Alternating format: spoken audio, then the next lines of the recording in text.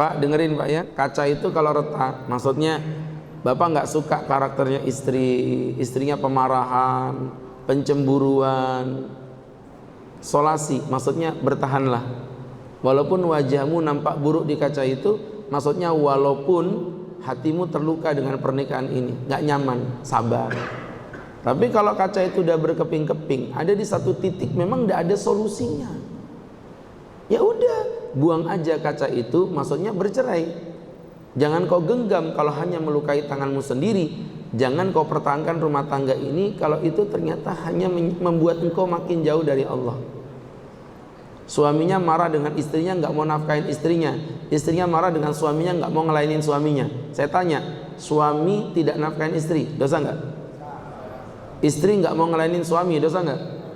Lah ini kan memupuk dosa di dalam rumah tangga. Ya udah, buang saja, daripada jangan kau genggam kalau itu hanya melukai tanganmu sendiri. Gitu maksudnya. Ini satu sisi, Islam memperbolehkan cerai. Tapi di sisi lain nggak bisa dipungkiri, Islam membenci perceraian. Oh gitu, keren ini Pak. Buktinya apa? Nih saya contohin ya, kalau Islam itu paling benci sama cerai. Ketika niat cerai, ketika bercerai, dan ketika setelah bercerai. Perhatiin Pak, karakternya Islam. Yang pertama, ketika niat cerai, Bapak punya masalah, terus Bapak udah berniat cerai. Contoh, istri bermasalah nih Tat, ngomong sama mertua itu matanya melotot, saya tuh benci banget.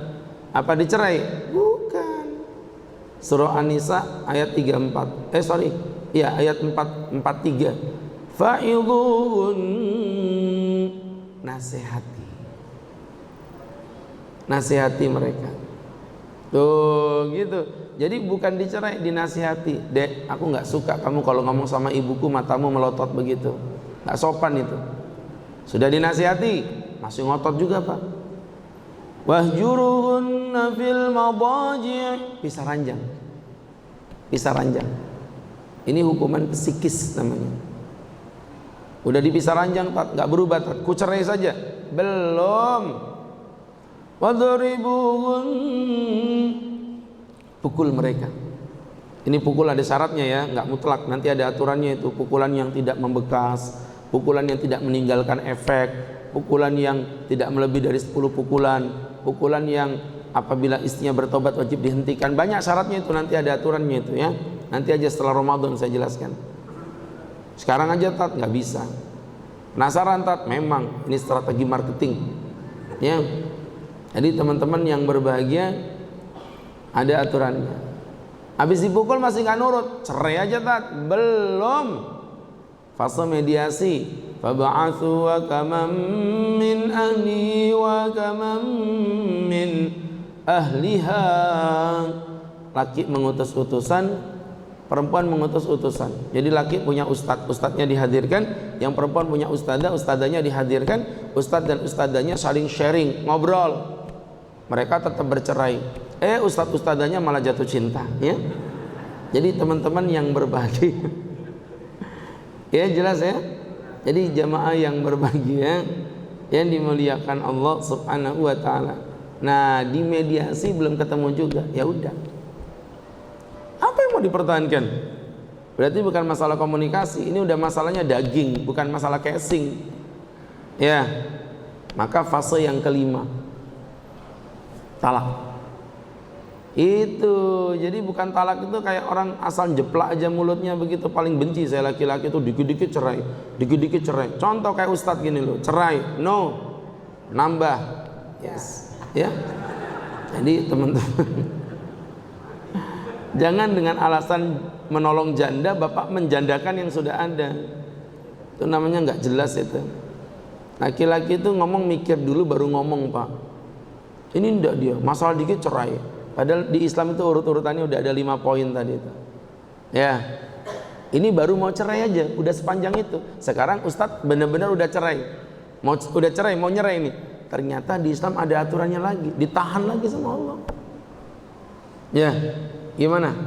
Kata Allah, kalau menyerai perempuan tidak boleh dalam kondisi haid, dan dalam kondisi suci yang sudah digauli. Itu namanya talak bid'i atau talak bid'ah. Mana ada yang ngerti bapak-bapak ini coba? Bapak kan cerai asal jeplak aja, cerai gitu. Padahal ternyata itu ada aturannya, Pak. Mencerai istri dalam kondisi haid haram, sah. Dia sah tapi haram. Jadi naudzubillah Ustadz mau nyerai istri dalam kondisi suci yang sudah Ustadz gauli, itu Ustadz tahan dulu. Masa sucinya berakhir.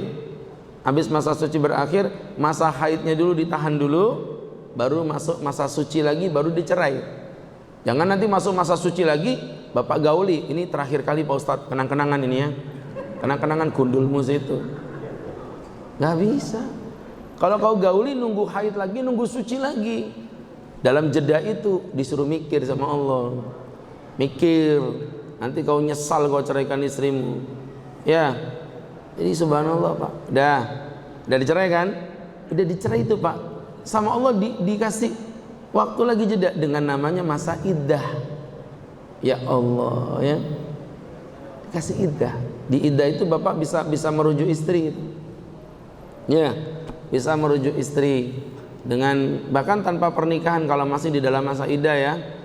Dek, aku rujuk kamu. Balik itu. Tapi talak 1, talak 2, rujuk lagi, masih boleh lagi sama Allah. Talak 3, tidak bisa. Enak aja Bapak perempuan cerai rujuk. Kamu pikir wanita itu layang-layang yang bisa kau lepas dan kau tarik sesuka hatimu?